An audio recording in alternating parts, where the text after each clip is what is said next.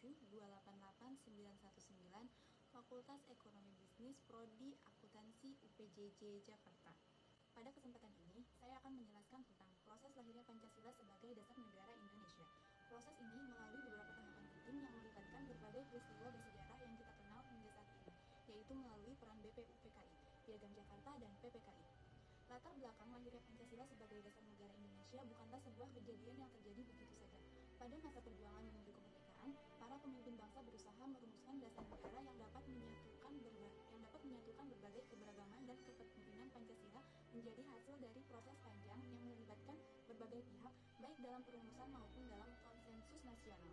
Badan Penyelidik Usaha-Usaha Persiapan Kemerdekaan Indonesia atau yang biasa kita sebut BPUPKI pada 1 Maret 1945 dibentuklah BPUPKI yang bertugas untuk mempersiapkan dasar negara Indonesia.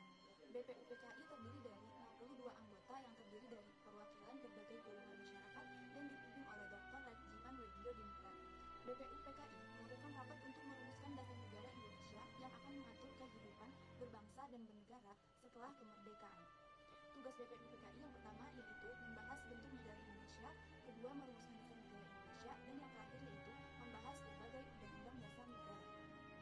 Piagam Jakarta 22 Juni 1945 adalah dokumen yang dihasilkan dalam rapat pertama BPUPKI pada tanggal 22 Juni 1945. Piagam Jakarta merupakan rancangan awal dasar negara yang menjadi acuan penting bagi perumusan Pancasila.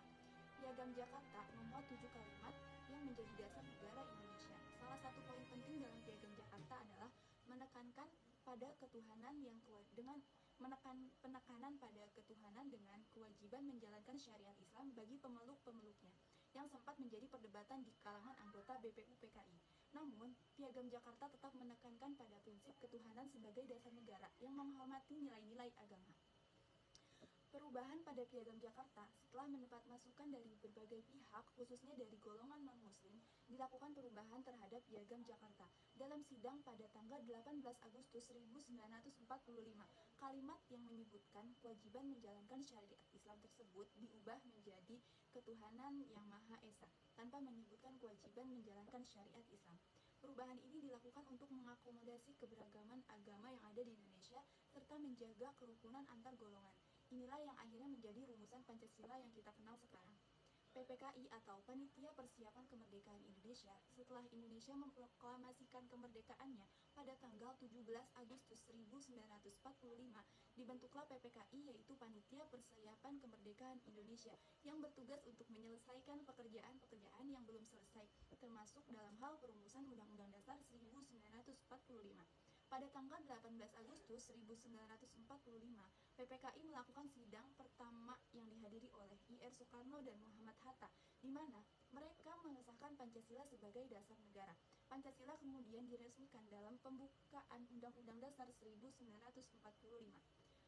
Kemudian rumusan Pancasila yang terdiri dari 5 sila akhirnya disahkan dalam sidang PPKI sebagai dasar negara Indonesia. 5 sila tersebut adalah: 1. Ketuhanan yang Maha Esa, kedua, kemanusiaan yang adil dan beradab, ketiga, persatuan Indonesia, keempat, kerakyatan yang dipimpin oleh hikmat kebijaksanaan dalam permusyawaratan dan perwakilan, 5. Keadilan sosial bagi seluruh rakyat Indonesia.